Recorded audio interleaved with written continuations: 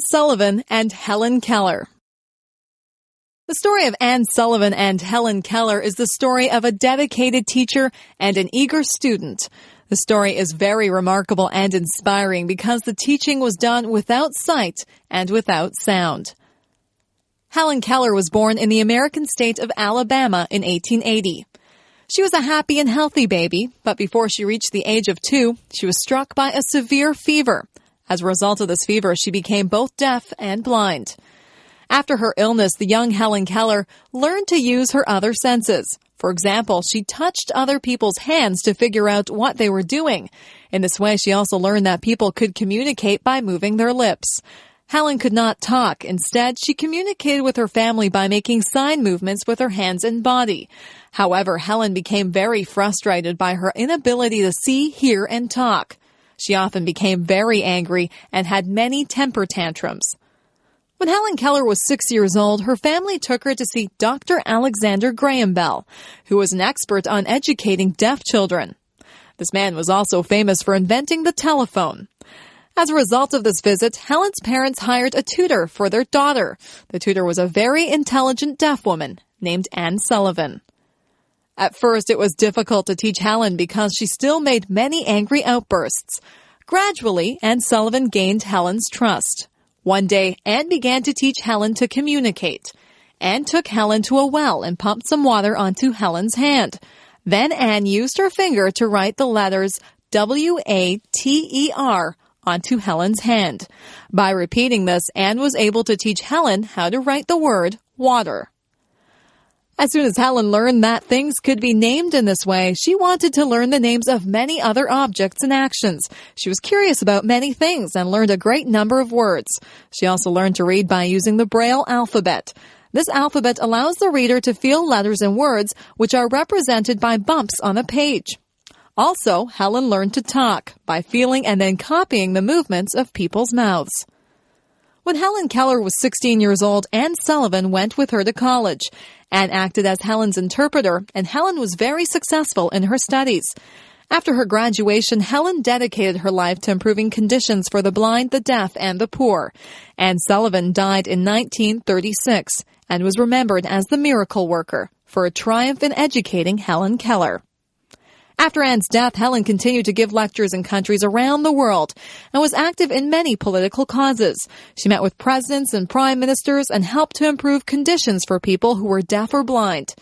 At the time of her death in 1968, Helen Keller was one of the most admired people in the world. The automobile, or car. In many ways, the automobile has been one of the most important inventions of the modern age. People have been able to travel much more freely and across much greater distances than was possible in the past. The automobile, which most people refer to as the car, has also had some harmful consequences, such as pollution and accidents. However, it is clear that life has changed profoundly as a result of the car.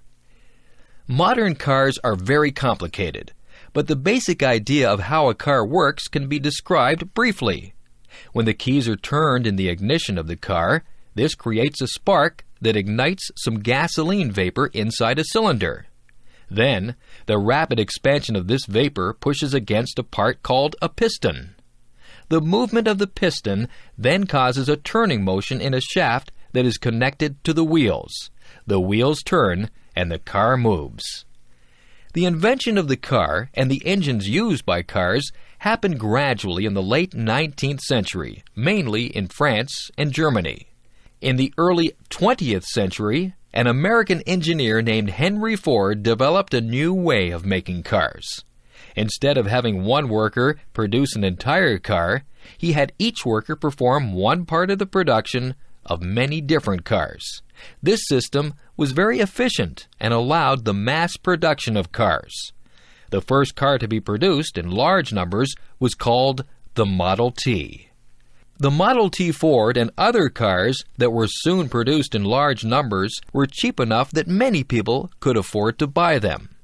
Many new roads were built and paved throughout North America to allow cars to be driven from town to town. People were able to travel much more easily and to visit places that had previously been difficult to reach. Some problems also came with the widespread use of cars. One of these problems was air pollution because car engines burn gasoline, which produces poisonous exhaust fumes. Gradually, new laws and new technology have led to reductions in the air pollution that is caused by cars. Moreover, cars today are much more fuel efficient than they were in the past, requiring less gasoline to travel a given distance.